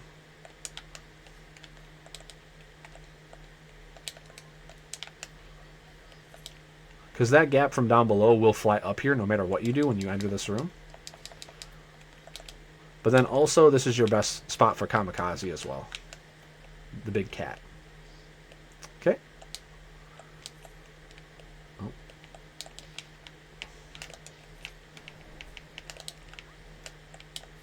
There's your Carpenter up there.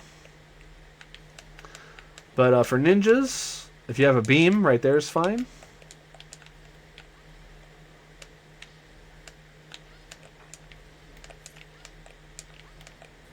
Trying to find a better melee one for you.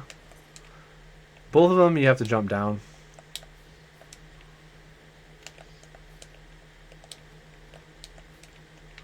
But this one right here for a ninja melee is probably the best. Boom, boom, boom. I mean, good luck killing him with melee, but I mean, if that's what you want, if that's what you have to do. This is kind of like too far to go. You know, but that's pretty much all of this zone as well. Go ahead and burn a Waystone here. That's all of OSL. Gusions again, we'll cover Gusions in a sec.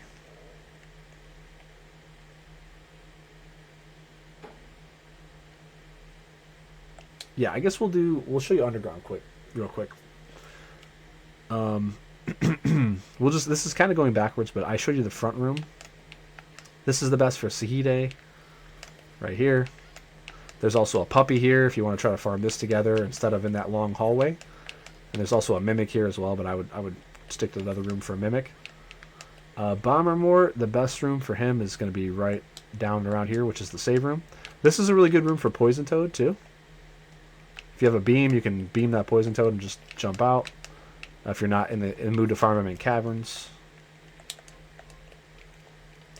But this room right here, you can get Barn Mort in. This is pretty good for beams. Alternatively, in this room here, this is your best room for fusions, because you can spawn a bunch of them and then, you know, come back in and do the same. So this is your best fusion room.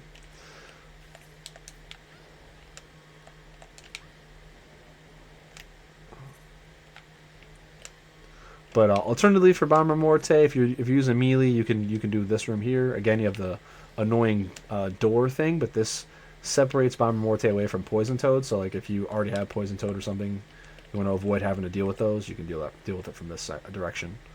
And then your best assassin room is going to be up here as well.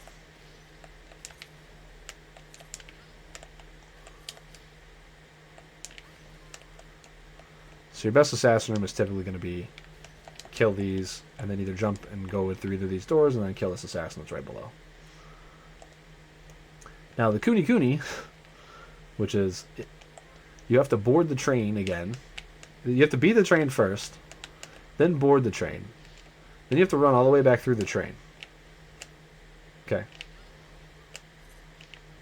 This is a nightmare. I don't know why this is a shard drop. Then you have to sit here and watch this, and eventually he spawns, and he's like the ultimate mega boss of the game.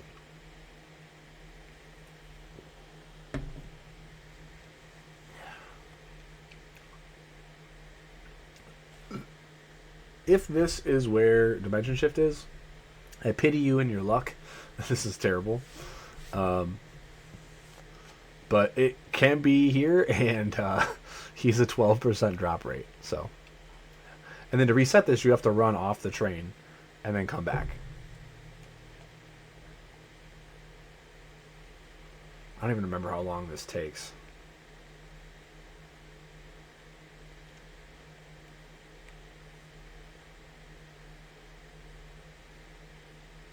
You like kind of like see him off in the distance or something, I think. It's a weird one.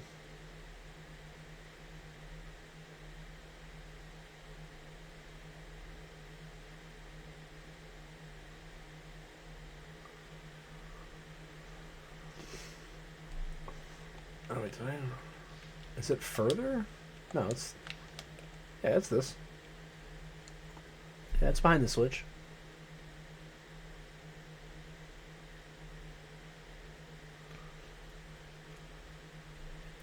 But I mean, you get the point. It's an optional boss. You want to save at that save room. You gotta like. I would probably just save and quit and reload after every kill until you get it. But basically, you have to sit in this chair and then he spawns and, you know, comes for you or whatever.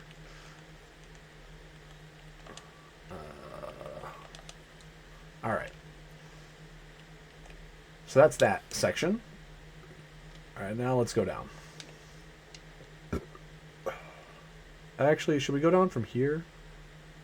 Yeah, probably, actually. We should probably just go down from here. Alright, so next we have all the stuff underground. Almost always the way you go underground is going to be through this direction. You can use Bloodsteel to get underneath. You can go down that other room where DeCabria was from the other side. This is a good room for bats, too, if you have a beam. But yeah, so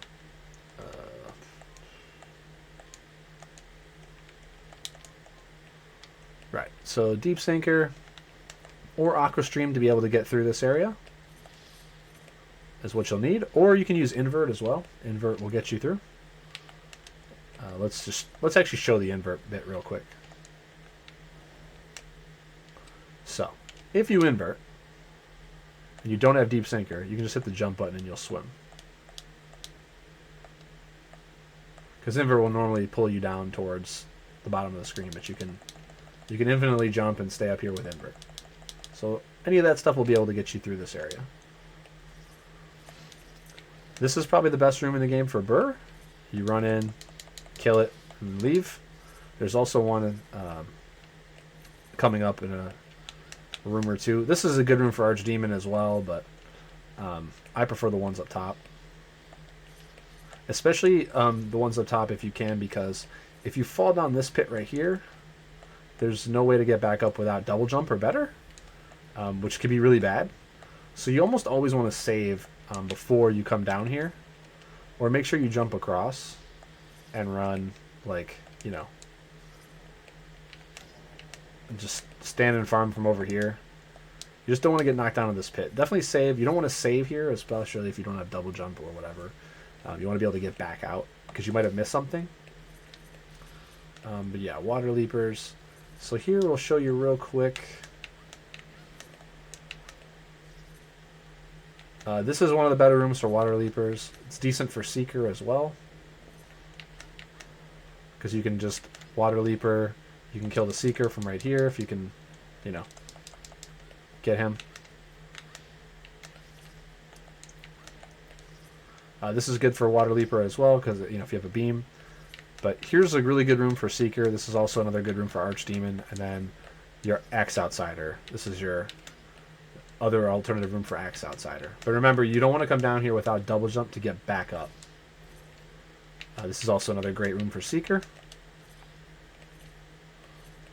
And this section, you have to have deep sinker and reflector ray or dimension shift to get through to the next lab.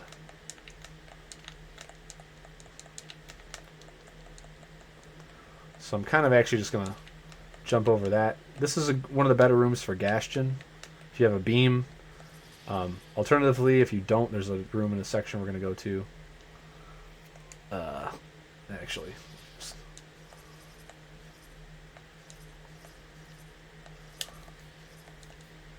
let's get back out of here.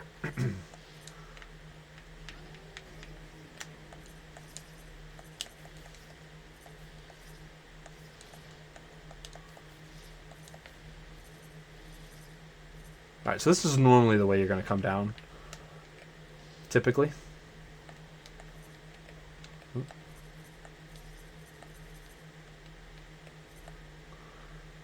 Because you'll typically want to come down into this area here. Again, good archdemon rooms. There's a bunch of these.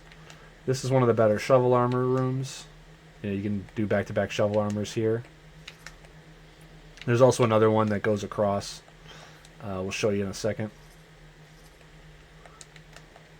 Again, a lot of these rooms are good for water leaper and so on. This is a good room for bats right here, because they spawn right away. Not this one.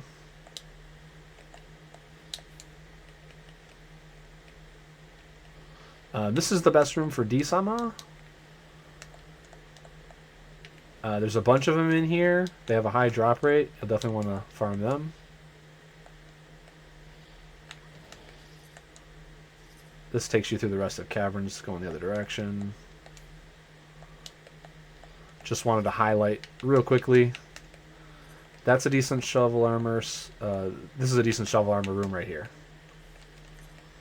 Right, so shovel armor, jump down, jump back up. You can also get a brewer in, if you're looking for that still. Yeah, nothing else in this area.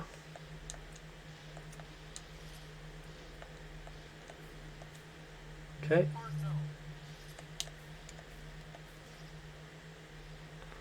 Alright, and now we're going to go down into the this area. Now, Fornus is pretty much farm this wherever because this is a good spot for it. If you have Aqua Stream, you just, or you do this or whatever, boom. So he's right here. That's a good spot for him. Or like in some of those other rooms I was in just a second ago, like down in this spot also works, This is one of the better rooms for Gastion if you don't have to deal with these stupid spikes.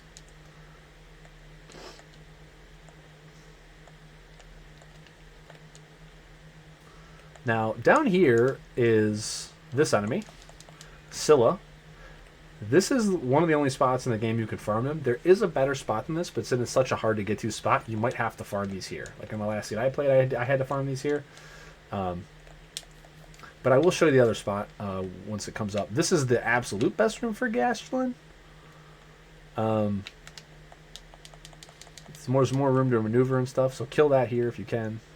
or you can kill it in like that one room up by the warp, down by the warp if you go in that direction.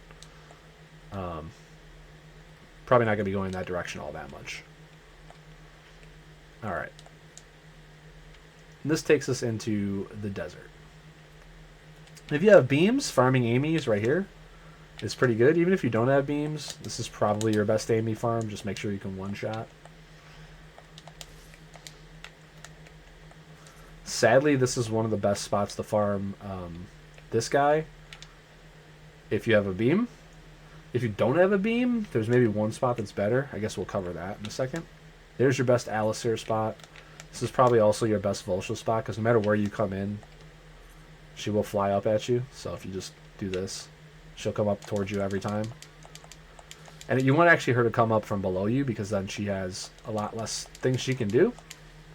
But those two guys right here.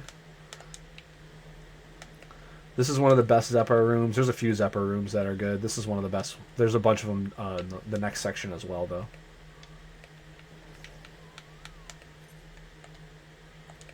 Okay. Nothing over here is any good. If you want a Vepar room where like there's nothing else to worry about, this one isn't bad, but again, it's not quite close. I'd probably go to the other side. So, go back this way.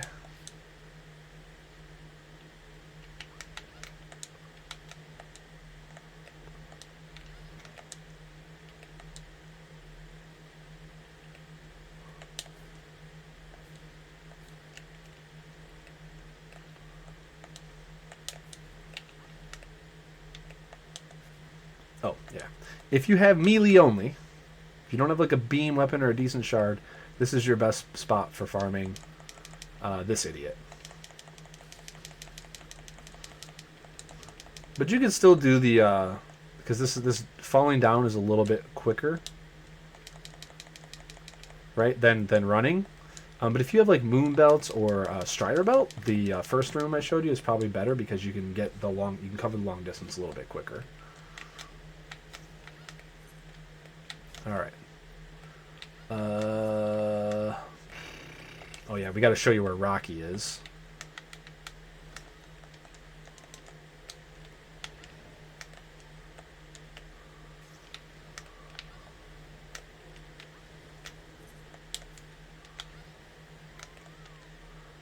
Here's another good Vepar room right here.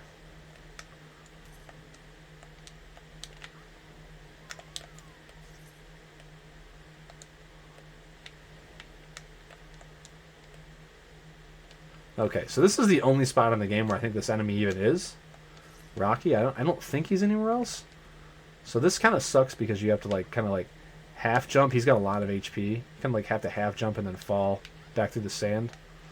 But that's where you can farm him. I think that's everything down here. Yeah, I don't think I missed anything. Yeah. All right, now into the fire pit. It's actually a good water leaper room as well.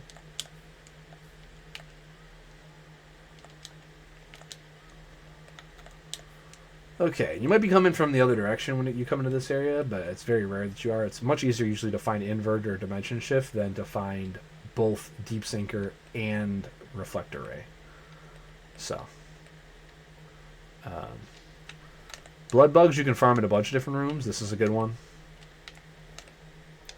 This is probably your best volcano mort spot. You know, you're right here. Over and over, bam, bam, bam.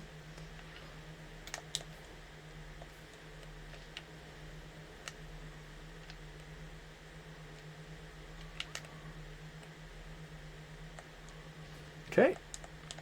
Fire elemental. If you have a beam, pretty good. This is the best death trap room right here. Right. When it comes to Hellhound, it's either this room or the other one. It kind of depends. It's very difficult to farm him in this room with melee, so I probably would defer to the other room with just melee. But you can also double him up with a blood bug right there. So here's the best spot for Well, actually, maybe not. Maybe the next room. Yeah, yeah,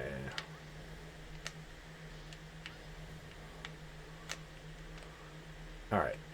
Here's the dragon. His is technically the best dragon spot, but again, it's all the way down here, so you'll probably find yourself in more situations to have to farm dragon up in like the Libra than down here. But here's your Hellhound right here. If you have a melee Hellhound, it's a longer run, but not having to deal with the blood bugs, and he's the first enemy if you come from this direction, is way better than the other one. And then for Fire Elemental, there's a bunch of them in this room. It's probably a little bit easier to handle, especially if you come up to this side here. If you have a beam, you know, you can kind of just walk into the room, try to catch them. There's also another one up there, top corner of the screen. I'm kind of blocking it, but let me. So there's this one right here. So that's your Fire Elemental right there.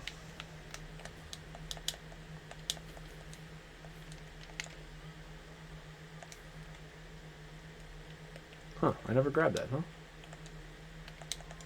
Well, let me grab it. Flame Scarf. You can also farm Fire Elemental in this room, but it's just a long run.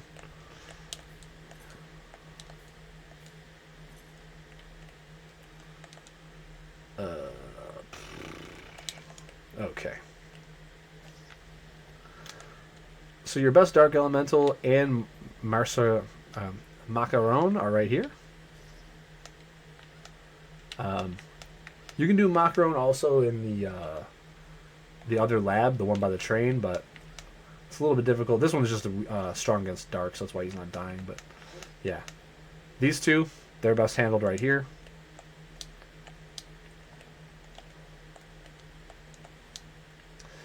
This is one of the better rooms for Lamachu.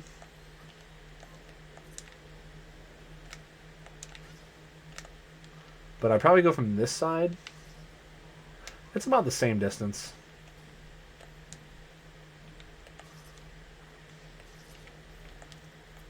There's another room up top where she's actually a pretty decent farm as well. Not this one, but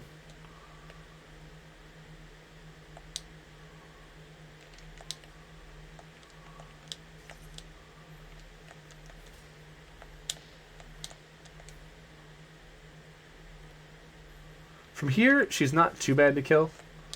Probably from this direction's better because you don't have the table to jump over, but then you have to deal with this Dark Elemental. So this one's kind of more like, what do you have? Which one's the best? Down, bottom, or right here in the middle? It's kind of your call on that one. Okay. And we're going to keep going in this direction because I just want to show you that there's the better Scylla spots actually right down here. So if you come down in here, there's a Scylla right here. Actually, there's two of them. Right? Actually, there's three of them.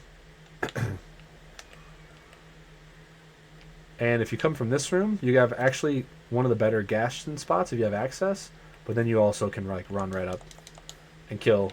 I think I was doing, with the beam, I was doing kill these two and then run back as my farm. Not going all the way up for the third one. But as you can see this right here, you can't get through this spot without Dimension Shift or Reflect Array, and then also Deep Sinker so that you can use them underwater. Which is just... So you're often not going to be coming in this direction, even though you come in this direction from the vanilla game. You're often not going to be coming in this direction from Randomizer, just because of how easy it is to find Invert or Dimension Shift on its own and go in the other direction like I came in.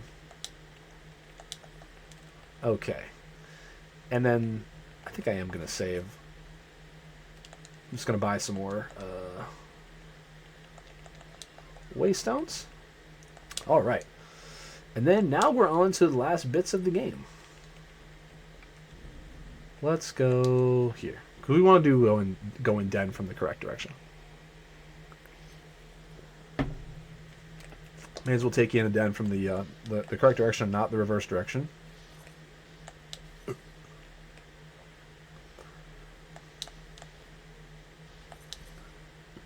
Alright. So when you come into den, you're going to zip through here. And you're going to find that a lot of the enemies here are a little bit different. Chariot Boor is a different name than Triwheel. So let's go ahead, and this is where you're going to be doing a lot of checking, right? So you're going to look through your options. to see the enemies. There's Chariot Boar. Okay, so he drops firearm expertise. Let's go back up and find Tri-Wheel Boar. See, Tri-Wheel Boar drops the Burr familiar, just like a couple other Burrs. Right, but see, like regular Burr drops Summon Burr, right? Which is not the same as the Burr familiar. There's two different shards, right? So Tri-Wheel and regular Burr drop two different shards, right? And then now we come down to Chariot Burr. He drops a completely different shard. But you can see the Giant Burr drops the same shard as the Tri-Wheel, which is the familiar. So Giant Burr is not something you have to farm if you've already farmed the Tri-Wheel. You're going to see a couple of these, like Giant Cannon drops the same as the regular cannon that you get the shard off of in the very first one. Toads share a spawn, or share a spot. So Giant Toad drops the Toad, and then if you come up here to regular Toad, not Poison Toad. Poison Toad's different. But regular Toad also drops Release Toad, right? So you don't have to farm Giant Toads. I believe Bat is the same. Bat has Summon Bat. You can actually use your shoulder buttons here to skip down a whole page. And then Giant Bat is also Summon Bat. So we're not going to go over those because you don't actually have to farm those. Giant Moko with Fly Trap. Moko Weed with Fly Trap. Yeah. So those don't drop different shards. And when you do a randomizer like Max Chaos or any other type, they will always share those spots, okay? You can also see that the Gyujin Cannon, for some reason, shares a spot with the Chariot Burr. I don't know why. It just does. Even though they're two different enemies, but they drop the same shard. So it is what it is, right? Anyway, and then you can also see Giant Axe Outsider shares the Axe Strike with... Let's find our Axe Outsider.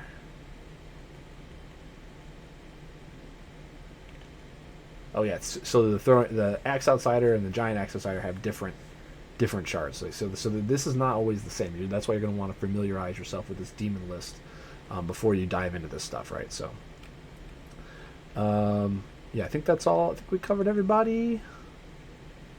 Think so? Yeah. Yeah. Anyway, all right. So that's the best spot for Chariot Boar, obviously, right here. This is right by a door. Then you've got to go down all the way to this left side here, and you have to go all the way down into here, and all the way down, and all the way over into this room right here. And this is the racing room where you race Harrier to get Accelerator.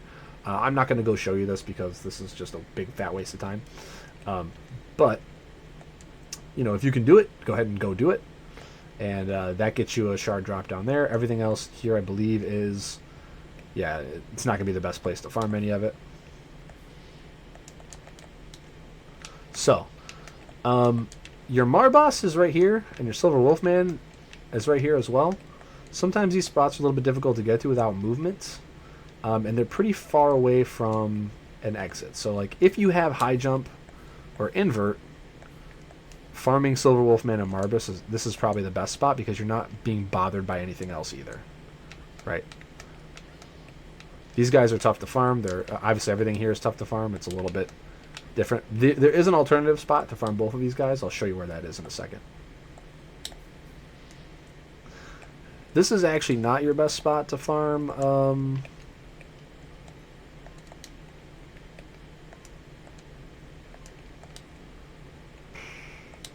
This is not your best spot to farm Abyssal Guardian.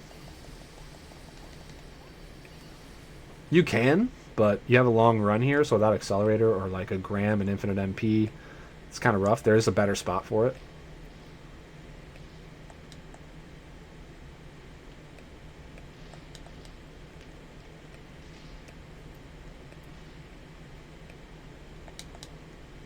Okay. And that room is right here. It's right up here.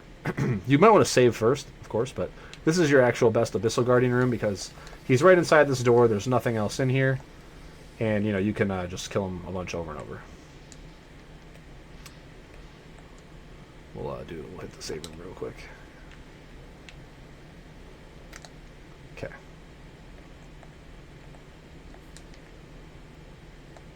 Alright. Now there is a Gastelin and Silver Wolfman up here, but there's also an Abyssal Guardian. I wouldn't recommend fucking with them on this level. I would actually go ahead and kill him down here, because you kill these two, you've got to deal with this toad and this bat, but then you have a little platform you can fall through and come back up. Now, hopefully by the time you've gotten to this section, you have invert, or you've had to get in here somehow, so you and get to this point. So either you have dimension shift, so you fall, and you dimension shift, jump sword back up. That's pretty tough to do. Hopefully you have some way to like kind of do like an invert. Maybe you can jump up through it, and then you can down jump, and then kill these guys from above like this. These are two of the last things you're going to farm anyway. Like these guys, Marbus and Silver Wolfman, are probably not going to get farmed until you're ready to, this is the last stuff you're doing. Maybe 8-Bit Overlord and like some of the super bosses you've left. But typically you're not going to be farming these guys until super later, and you're going to have something, to help you with there. Ice Elemental, obviously. This room works just fine. There is arguably one better room, though, which is right here.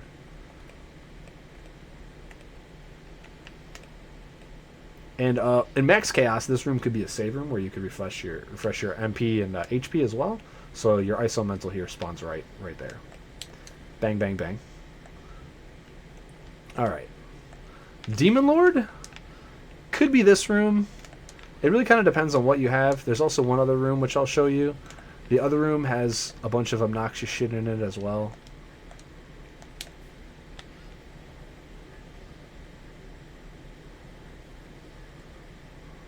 You're going to want to save this guy till these guys that I'm doing right now all the way to the very end. Here's your G-Axe Outsider. And here's a Fusion Cannon. But you probably want to farm this G-Axe Outsider because he's closer to the door. So you can see he's right here. So you're right here. Alright. Also, if you want a Fusion Cannon with nothing else in it, you can farm this one here. This also has a key item chest behind him. This could theoretically have, like, in STS, this could have, like, something. But by the time you're here, you're already here. But, I mean, there's just a chest behind him. If you're still looking for Jeebel's glasses or something. So here's Demon Lord. You can farm Demon Lord right here. And if you stay right by the door, you don't have to worry about this dumb cannon getting in your way. So that's another place you can do Demon Lord. Alright. And then, I think there's only one other enemy left down here, and that's the good old Tracer. So you can do this. You can go through here. And then, like, come back through the door. Shoot him like that.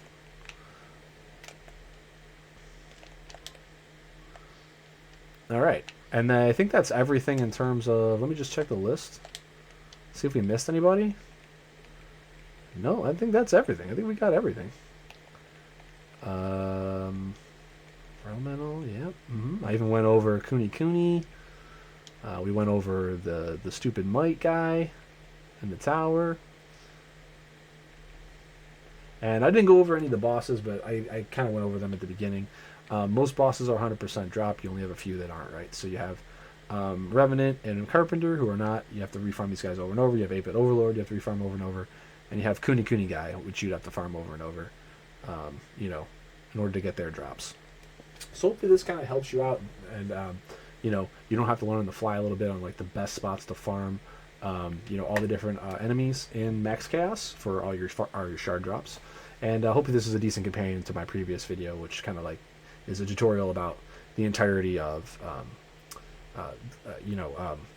Randomizer in general, and mostly covers the STS stuff. Now, if you want to see some runs of Max Chaos, I do have some up on the channel as well. There'll be some older than this video. There'll be some newer than this video. But I'm trying to put everything Bloodstained in a Bloodstained playlist, so if you want to check that stuff out, please do. Also, there'll be some videos of, races on here that I've done with other people in the community. There'll be some videos of me commentating races that have been done by people in the community, so please check all that stuff out. And join the Rando Discord. I will have a link for it. It should not expire in the link below. Come on in there, hang out with us. We play the base version of the randomizer because it's simply the one that allows everyone to play with each other. So you can play this on PC, you can play this on console, and there's some disadvantages to playing on console, of course, without variable frame rate and longer loads. But We do have some rules in place that will help balance that out for people that play on console. Um, and you know, it's pretty cool. I think a lot of us have the game on multiple platforms as well, so we can always switch to console if you want to race just on console. There's also a Switch version, I believe, and there might even be a mobile version. Yeah, so we're anticipating a new patch coming soon that's going to add some content. Hopefully, there'll be some updates to Randomizer. But even if there isn't, we definitely still play this all the time. And if you're wondering how any of this works in a race environment, what happens is with the potential for soft locks, because the logic is not actively updated by the developers, what we do is we have somebody who's not participating in the race vet the seed, quote unquote, by playing through it first and seeing if it's soft lock or not, or if there's just something that's absolutely incredibly terrible, like if there's a, you know, shard at Kuni Kuni or something, or like, you know, craftable Zangetsu or Dimension Shift that's required, you know, a bunch of farming is required to do it, which will just make the seed like 3 to 5 hours long. So what we do is we have those vetted first, and then we go from there. For any kind of tournament match or anything like that. Typically, those seeds are going into a vetted pool that just kind of sit in a vault, and we pull them out and race them as we, you know, as we do, and then we like search through Discord to see which has been raced before and by who, if we're, you know, wondering if that seed's been used or not or whatever. So there it is, folks. I somehow kept this under 2 hours. I'm glad I did. And I'm going to go ahead and hope to see you in my channel and other channels that are running Bloodstained in the future. Take care.